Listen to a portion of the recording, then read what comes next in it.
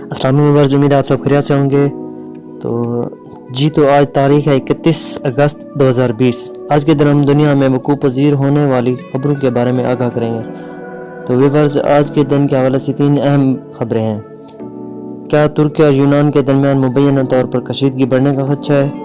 क्या वादी गलवान एक बार फिर वार जोन बनने जा रही है?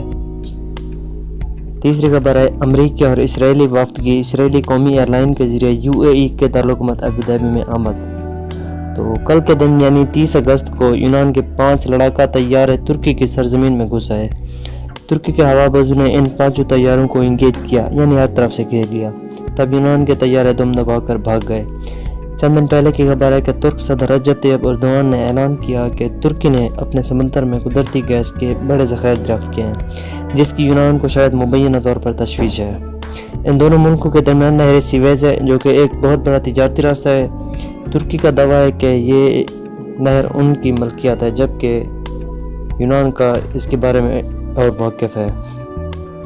तो दूसरा सवाल जो हमने पढ़ा है, तो क्या वादी गलवान में दोनों फौजें यानी भारतीय और चीनी फौजों के दरमियान बाकायदा लड़ाई शुरू हो चुकी है? तो इसका जवाब कबल वक्त होगा। भारतीय मीडिया का दावा है कि चीन ने इस मुतनाज़ इलाके में हवाई अड्डे बनाने की कोशिशें की हैं और ये काम उन्होंने बड़ी तेज़ी से सरंजाम दिया है, और वो ये काम अभी भी जारी किए हुए हैं। वो एक और दावा करते हैं कि चीनी फौजों ने आगे बढ़कर भारतीय फौजों पर हमला किया और भारतीय फौजों ने इस हमले को नाकाम बनाने की कोशिश की है। इस बारे में चीन का अभी तक कोई मौक़िफ़ सामने नहीं आया।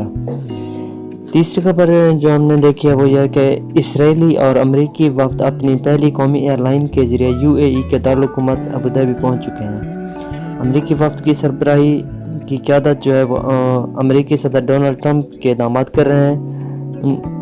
इनके दरमियान, इन दोनों ममालिक के दरमियान हो सकता है इन वफूद के दरमियान बहुत अहम मुद्दे तय पा जाएँ। अगर आप इस गोल और मुतहर्रिक दुनिया के हालात पर नज़र दौड़ाएं तो आपको शायद ये समझने में ज़्यादा देर न लगे कि ये दुनिया एक तीसरी जंग अज़ीम की तरफ कदम बढ़ा रही है। दुनिया मुख्तलिफ ब्लॉक्स में तकसीम होती जा रही है। मुस्लिम ममालिक को तकसीम किया जा रहा है। दुआ है अल्लाह वतन पाकिस्तान को इस मुनाफिकाना तकसीम की ज़द में आने से बचाए, आमीन। तो आखिर में आपसे एक सवाल है कि चाइना के परचम में कुल कितने स्टार्स हैं और परचम का रंग कैसा है? हमारी वीडियो को अगर पसंद आई हो तो सब्सक्राइब और चैनल को सब्सक्राइब कर वीडियो को लाइक ज़रूर करें और शेयर करना भी ना भूलें।